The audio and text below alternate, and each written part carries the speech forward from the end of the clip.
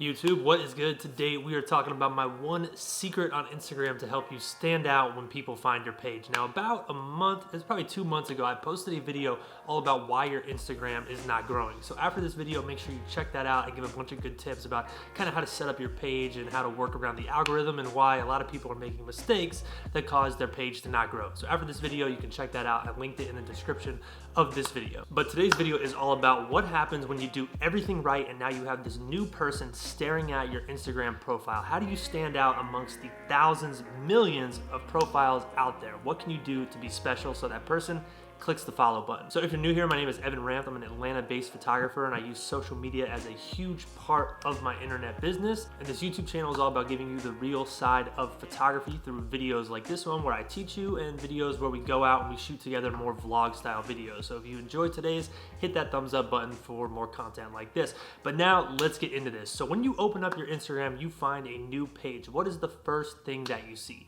Usually you see their bio and you see one line of their photos. And then you swipe one time and now you see their first 3 lines of their profile. I call this the top 9. This right here, this top 9 photos is like a screenshot of your whole vibe on Instagram. So basically this first 9 photos is an opportunity to make a first impression on someone before they even click on any of your images. And we all know how important first impressions are, so this is something you want to pay attention to. When you go to my Instagram and you open up that first 9 photos, there's a few things that you're going to notice. One, the middle row of photos all have a border. This is just something I started doing last year because I kind of liked how it looked for certain photos to have a border on them. I think that's how you print photos, so it's a good way to present them online. But I didn't want to do it for every single image, so I decided to have it be the middle photo of each row. And I really like the way it looks, and so far not a lot of people have copied me, and I feel like it's pretty unique. So when someone comes to my page, they immediately see this thing that's a little bit different than all the other accounts they see.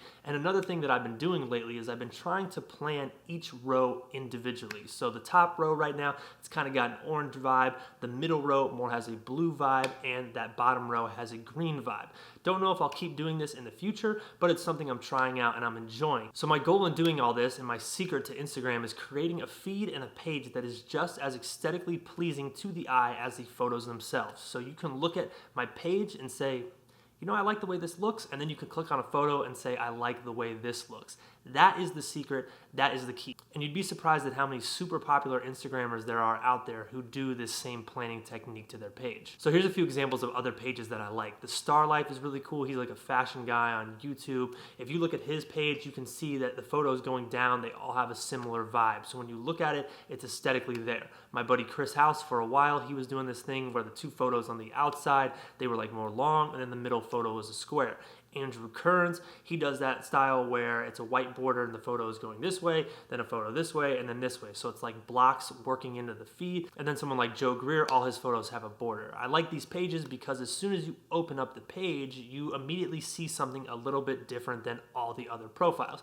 But it's important to understand you don't necessarily have to do the exact same thing that I'm doing or any of those example accounts. This whole thing is about being strategic with your feed and creating a feed that is aesthetically pleasing. And that could be something as simple as not posting 2 portraits with similar poses next to each other, or 2 landscapes with similar colors next to each other, trying to space out pieces of content and creating a layout that looks visually interesting. Maybe you have a portrait down here, one up here, a landscape here, and a landscape here, colors working in different ways. It doesn't have to be adding borders or any of that stuff. Those were just examples that I wanted to use. It's all about creating something that's visually pleasing to the eye, and there's a few ways that you can do this to really get your layout right. One thing that I like to do is create a Photoshop document where I lay out my previous rows, and then the photos that I'm thinking about posting I have in another row, and I just move them around and try to figure out, okay, this is what looks good here. I'm gonna do these 3 photos like this. I think this looks the best on my feed. Now here's another thing I know a lot of Instagrammers do. They have a separate private testing account. Basically, this is an account that's kept private where they post all their photos before they post them to their main page.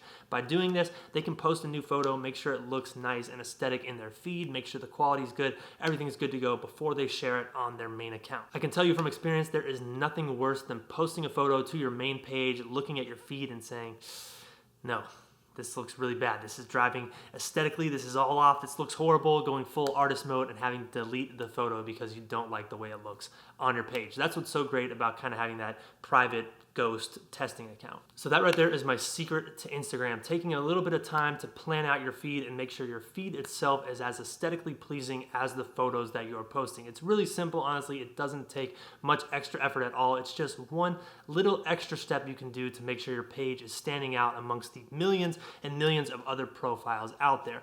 Now, there are a few other things you can do to really make sure your page stands out. One is the cliche we all know about. Make sure you have a theme, make sure you have kind of a consistent style that you're posting so people know why exactly they're following you. Another thing is make sure your profile picture is recognizable. Try to get a profile image that stands out. Try to get a little bit of name recognition to the avatar. When people see that, they instantly know it's you. And one last thing you can do is just have a general positive energy online. Support the people who you would like to support you, support the people who inspire you, and support the people who also support you. If you get a comment, try to reply back. If you see a photo that you like, try to leave a real comment, not just some like cool, something like that. Try to be real with people and try to just show your personality and show how great of a person you are online. And you will be surprised at how many people are drawn to what you're doing, and you can really start building a community around your page, around your profile. Instagram, the internet really in general, is all about people getting together with common interests, supporting each other and watching each other grow. There's people that I've known for years now, cool people that I've met in person, all because we support each other online. I like their photography,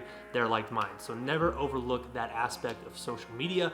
But with all that being said, that is my secret to Instagram. I'm gonna get out of here. I hope you guys enjoyed the video. If you did, hit that thumbs up button, drop a comment. If you're new here, hit that subscribe button for more photography videos like this one, as well as vlog and behind the scenes videos. Thank you guys for watching. I'll see you next time.